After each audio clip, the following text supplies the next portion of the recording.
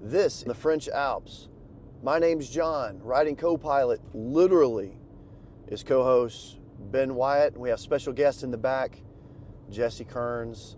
Ben, we are somewhere between Chamonix and Morzine on day, 5, 6 in country? That's right. Quick thoughts so far. So far, it's a place that you got to come see. It's one of the most majestic places I've laid eyes on. A lot of villages, a lot of scenery in between villages, a lot of snow, and a lot of fun. It's pretty remarkable. This place is straight out of Disney animation, right? It's what all the pictures always told you it was, but you just cannot fully appreciate the scale of it until you lay your own eyes on it. And I don't think anyone here has been disappointed. But let's back up to the beginning. As we mentioned in the last episode, you and I and our wives spent the first couple of days of the trip in Paris. Your first time in Europe, period. Obviously your first time in that city. How'd Paris leave you feeling? Well, it left me wanting more. It was definitely an experience, right? So from the plane ride there, the airport was a non-event. We moved through there very quickly, got a taxi into the city. Now took quite some time. But once we got into the neighborhood we were in, I believe what was the name of the town we were in? We stayed in the Bastille neighborhood. Bastille. Yeah, so really cool, artsy, up and coming. Not really the center of downtown, so it was a cool area to see. And then we've gotten a chance to take the subway across the different areas, and I've really been impressed. Each area's got its own kind of vibe and culture and look to it. Yeah, so we want to get to really the good stuff here in the mountains pretty quickly, but let's just talk about Paris again really quick. So we just did the quickest 2 days basically you can do. We saw the highlights, all the stuff that goes on everybody's Paris list. But I think what sticks out to me is that we took you guys over to the Champs-Élysées to see the Arc de Triomphe. That had never been a priority for me to see again after I'd already seen it, but I was really glad that we got over there. Even the most seasoned traveler, every once in a while, those things, to see them again reminds you of just how impressive they are. One of the most noteworthy things is all the preparations going on for the 2024 Summer Olympic Games.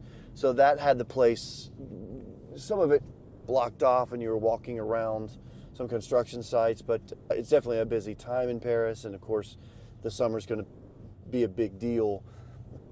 You mentioned the neighborhoods. We really moved around, I would say, the heart of Paris pretty well. At one point we went from the Saint-Germain neighborhood and then took a train to Montmartre, and that's really a contrast in places, is it not? It is. Different scenery, different people walking around, quite honestly, but fun to see. That, what was the second spot that we visited? The Montmartre. Great overview of Paris. You could really take it in and see how big the city was. Good vantage point there. Yeah, and real touristy and a bit scruffy, to be honest. And we had just came from Saint-Germain, which, for those that don't know, is probably one of the toniest neighborhoods in Paris. Think Upper East Side, and then put a Parisian spin on it, and that's Saint-Germain. But it was good to reacquaint myself with the city, see it, smell it, taste it again, as one of my favorite places on this earth. I hope that I've always got more visits to Paris in front of me, but let's move on. I woke up Saturday morning, perfectly uneventful morning in the train station, and then took the train over to Geneva and met up with the rest of our party, had a short afternoon there and a lunch. any quick thoughts about the very small slice of Geneva that we were able to see? It was fun to see. We were jumping ahead a bit. Jesse and I were sharing a gondola with a couple people from the UK, and it was funny. They said it was the most unimpressive city in Europe, and they had some supporting facts for that. There's not a sports team. There's not a lot to do other than shop there, but it was a really nice, clean environment. You got to walk around. You didn't really feel unsafe. You had all of the major watch manufacturers represented there, and get a chance to walk around Lake Geneva. It was something to see, but we were anxious to get to the mountain, and Geneva really wasn't the pull. Yeah, so we went from basically riding trains for the entire trip through either the Parisian subway and then cross country over to Geneva. And then finally they cut us loose with our own cars. And so a bit of freedom there, and really just the opportunity to make our own way over to Morzine. And so the drive for leaving Geneva and then getting into the mountains, just the amount of anticipation that you have.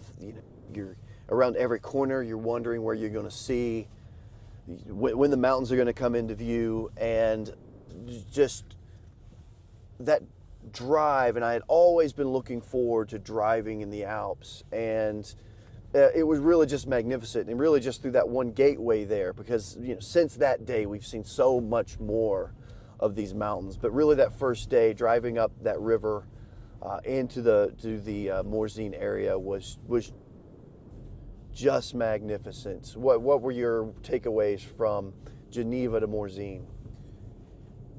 I'd say the sheer contrast in landscape, right? As we're coming around each turn, the valleys just get larger, deeper, more.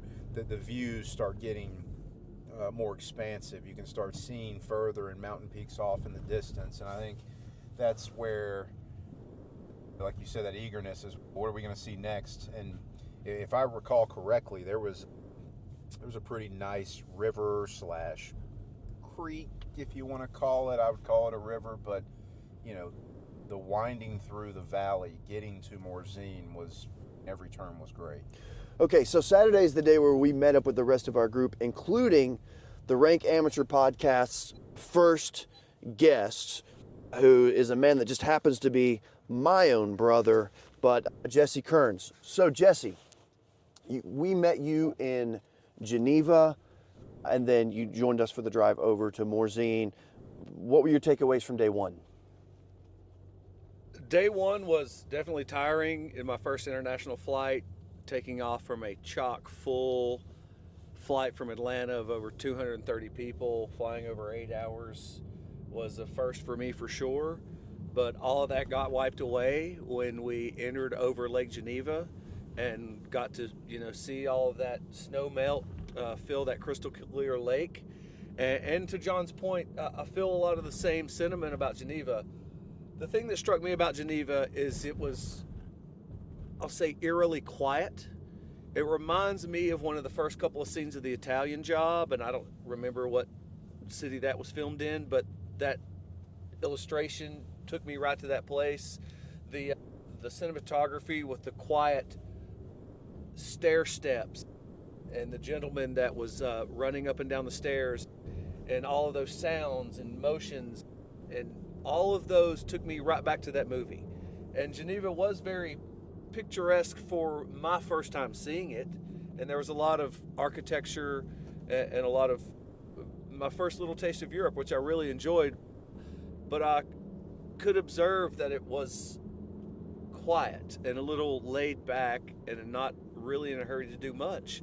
And it was a good rendezvous point for us to convene and head south deep into the mountains, which is where we pick up our next part of our journey. Yeah, Geneva is nice, and we saw just such a tiny fraction of it. I don't think that we were in the heart of the business district.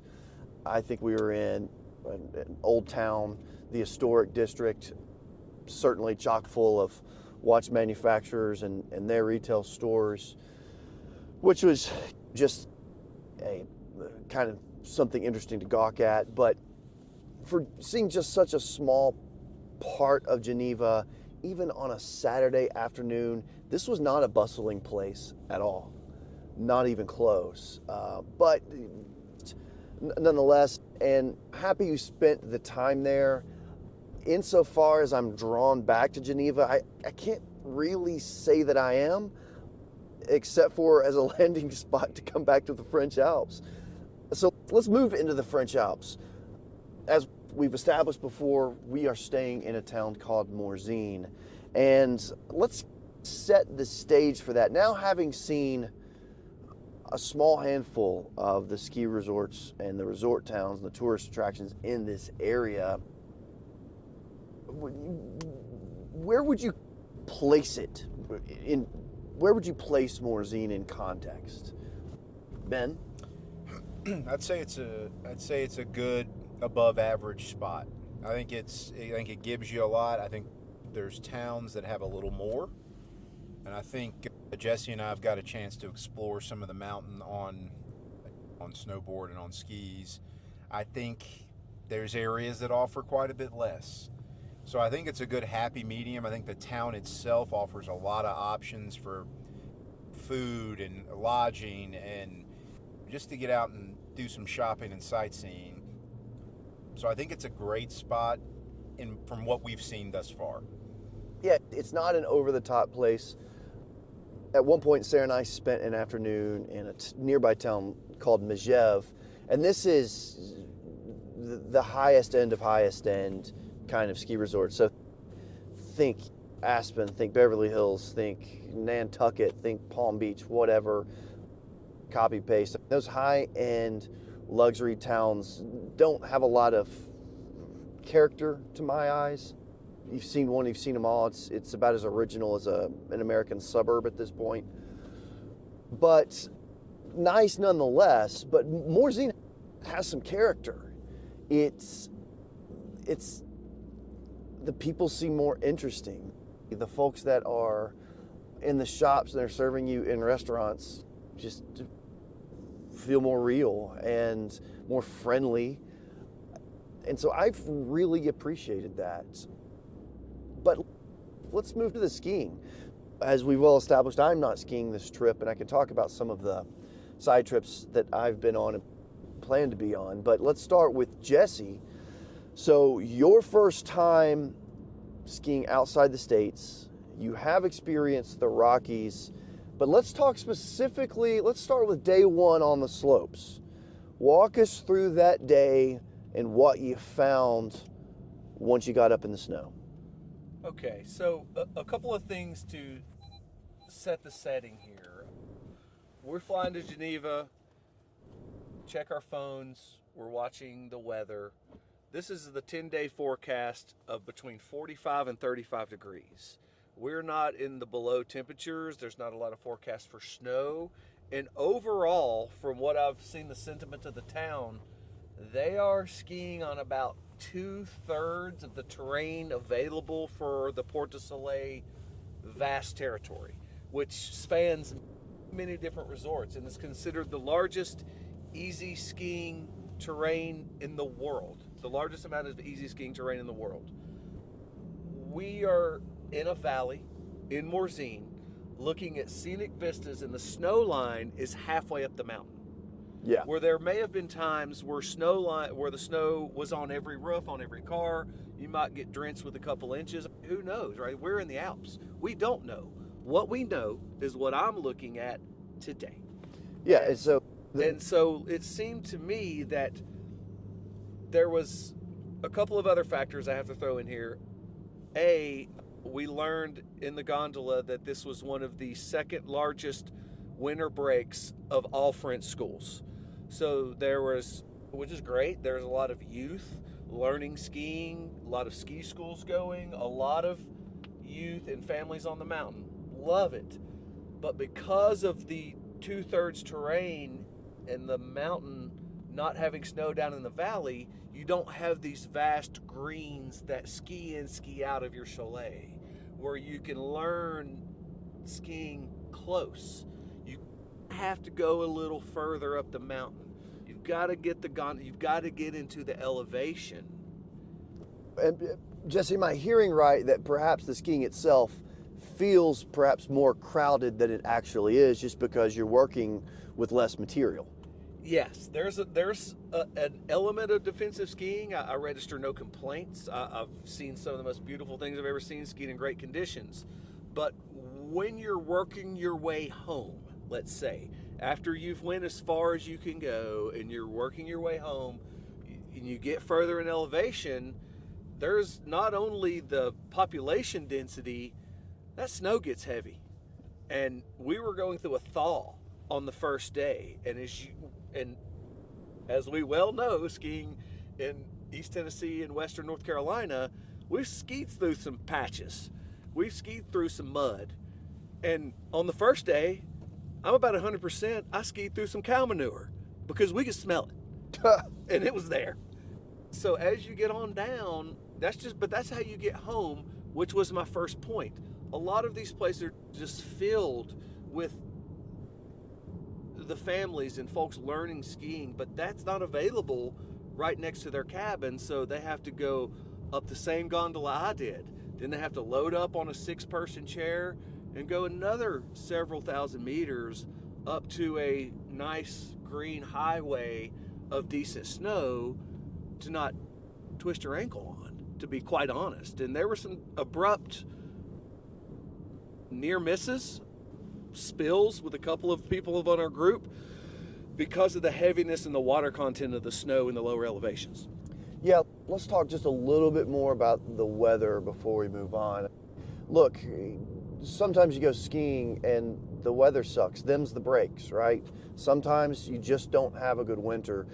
The three of us have been spoiled in that the last couple of times we all enjoyed the slopes together, it was pretty magnificent weather-wise. Lots of snow, lots of deep snow, bluebird skies, and the rest of that. But that's not what we have here. Nevertheless, it seems as if you guys have figured out what is so special about this place and what makes the skiing so great and why it's a place that, maybe we can try and hope to frequent with some regularity. So Ben, let me ask you about your thoughts on day one. You walk us through that first day on the slopes. And let's say that everyone in our group is a skier except for you, Ben. You're a boarder. So tell me, how did you find the boarding on day one? Number one, it was hot. A lot of flat spots. This is not a trail system made for snowboarding. So I have never had to come out of my bindings and completely and just walk so many times in one day. And that brings you back to the rank amateur versus the pro, learning how to regulate your body temperature. And that is something we failed on day one. You have on too many layers. You're then presented with too much walking, too much uphill, and it's a sweat factory, right? And so that nothing about the mountain did that to me. That was just my rank amateur showing, right? But at the end of the day, I could see how this would be a skier's haven versus a snowboarder's. But I will say this, even though it's warm, right, 30 to 50 fluctuating throughout the day, there was still snow everywhere we wanted to go, outside of a few lifts being closed or a few runs being closed. But I can tell you right now, if you're a skier, this is for you. If you're a snowboarder, you may need to venture over to Avaria. Avaria, Yep. Am I saying that right? Avaria. Still having a hard time with these French words. But Avaria is the highest elevation resort in the Porte du Soleil area, and that right there was different, but that's getting into day two. I'll hold back just a little bit till we get there. Yeah, so let's set the stage. Porte du Soleil is a series of resorts that are connected via the slopes. And when I say resorts, we're really saying these are cities and villages, right? And so all of these various villages that kind of touch this series of pistes all have, ski from one, lift ticket, and so when you can access one, you can access them all, and you can do it all through a series of gondolas and lifts. And Port du Soleil just happens to be the largest such system in Europe, and perhaps maybe even the world. So that's the way that works. You don't, whereas we're staying in Morzine, and you guys have been able to enjoy skiing in Avaria, that's essentially one village over. And you access that village through a gondola and a couple of lifts, and then you're able to ski down to there. Have I described that correctly? Because you shouldn't let me tell the story, because I wasn't there. Yeah, that's spot on. A lot of these villages will have a gondola that will take you to a higher elevation. And one of the first times I've ever skied, that we all were looking at the weather and can see that it's going to be in the 40s that day. But once you take that gondola ride and you get out, it's noticeably cooler up there. And there's a lot more snow around. And you can, and what the other thing I'll say is it's a lot of what I would call highway skiing. You're just skiing with a bunch of other people trying to get somewhere else or to another lift or another small bottleneck that can then distribute you 2 or 3 other places, whether you take the 6 lift further along the mountain into the next valley, or you stay around there and do greens. You have several options about everywhere you go, but you absolutely can ski down into valleys to the west, valleys to the east that are just something that I've never really experienced before, and really go into the hospitality that I've noticed about this area. And of course, the opportunity for commerce is every coffee shop and every good place you can get a little sandwich or a bagel. And these are places that look inaccessible by vehicles for months. But they serve pizzas, and they serve great pizzas. And These are all slope side for food, cocktails, coffees, etc. Yeah, and really there's almost at the top of every lift, certainly at every gondola that you take, there's a little township there. There's at least a couple of outlets in terms of like restaurants or bars. You can grab a coffee, you can grab a beer. It's really a unique experience. Yeah, that sounds fascinating, and I'm getting properly jealous at this point. But I guess if anyone's listened so far, you might get the impression that we're dissatisfied with the skiing and the conditions of this trip. But whatever it is you guys may have experienced on day one was eclipsed, as I understand it, by day 2. So whoever wants to go first, walk us through the difference between day 1 and day 2. Day 2, skiing out of Morzine. If you picture Morzine as a valley with mountains on the right and the left, the first day we went to the right, it could ski in the immediate Morzine area. The gondolas that took you to the left or to the west was much more of a distance traverse toward Avaray. It was almost like the mountain peak teed into Morzine. So we take a large gondola and then ski away from Morzine and ski further away and catch another quad and ski further away to where you got into that Avaray area and seeking that less populated terrain. All right, Ben, day 2. Yeah, no, I think you hit the nail on the head, right? So we went right first day because that's all we knew. And then day 2, we wanted to see something different. So we actually took a gondola that I'd never been in, right? You put your skis and snowboards on the outside of it. You sit in there. I've only ridden chairlifts before. And it takes you up. You've got once you get to the top, it's a real easy on, easy off experience. And then you ski down to start your way further up. So from there, it's what, Jesse, I'd say it was maybe 100 yards down to the base of the next lift. And then once you take that lift up, now you're up on we'll call it the left ridge as we looked at it from our balcony. And now we can actually ski places. We have a couple of options. And so Once we got over there, here's what I noticed. Number one, more snow. As we approached that direction, we're now encountering some of the higher altitude resorts. So the snow line, it just looked like there was more snow.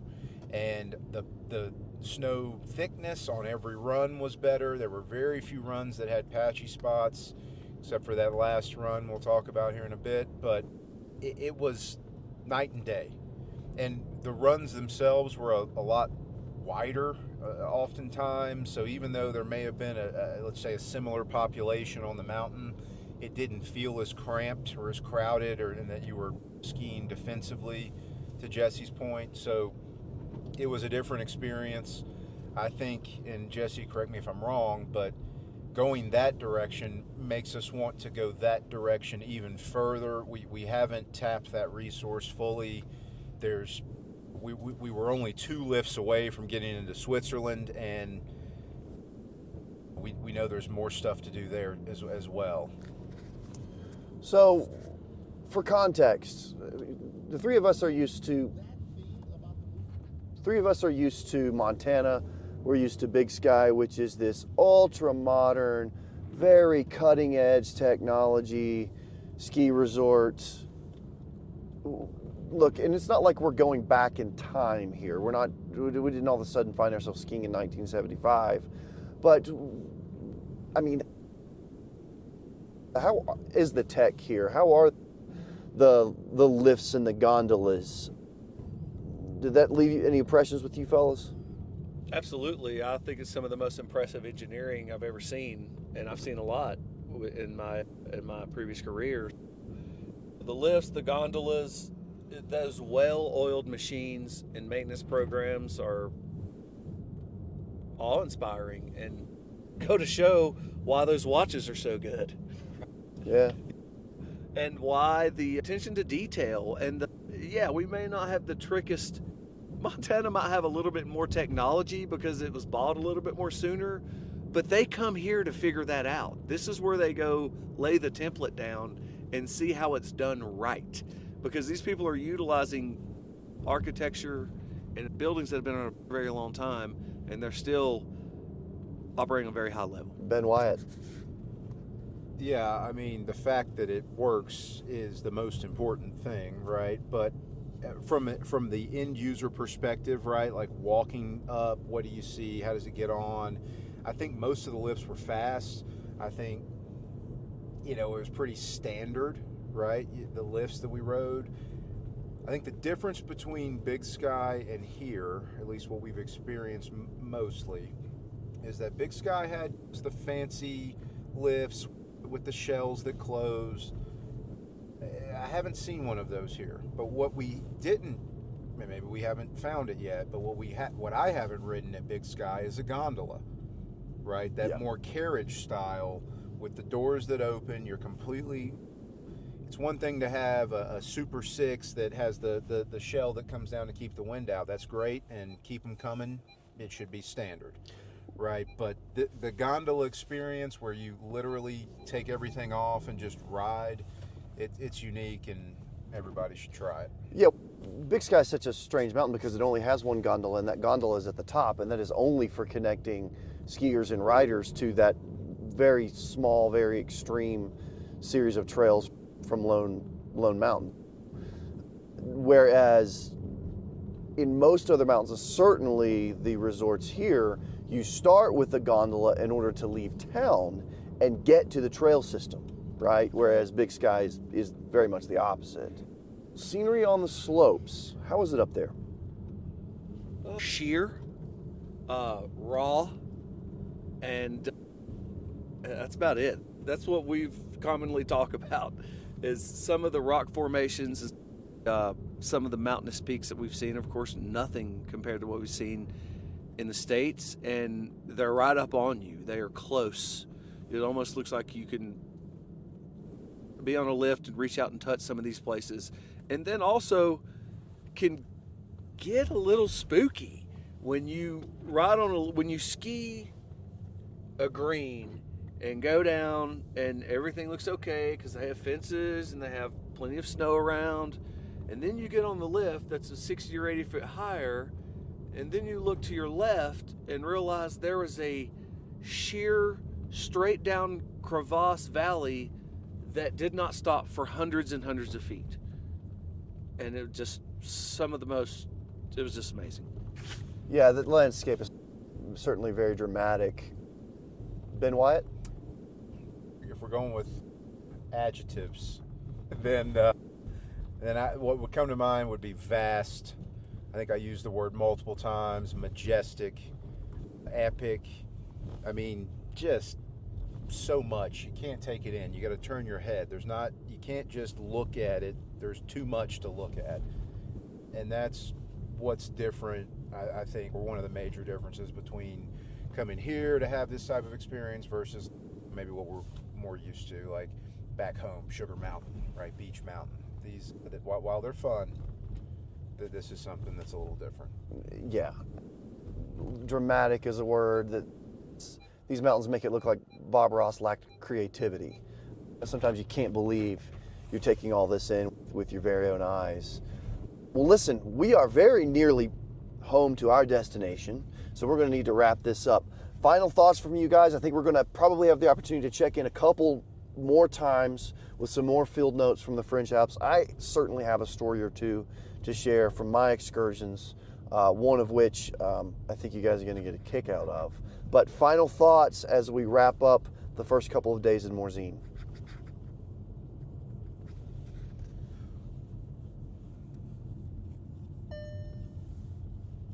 Just trying to do my best to be a sponge, to take all of it in, the scenery, the food, the wine, all of that comes with the experience, but also with a heavy tangent on staying healthy and keeping my joints and ligaments intact, because I have a lot of golf to play this year.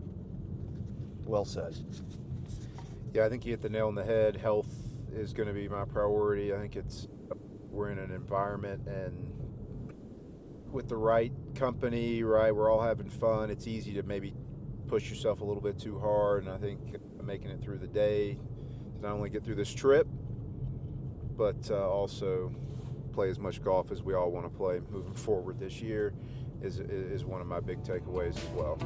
Well, we are all ranked amateurs after all, so fellas, don't get ahead of yourselves out there. My name is John. My co-host's name is Ben. Our special guest this week is Jesse. This has been a Ranked Amateur Minipod, field notes from Morzine. Until next time.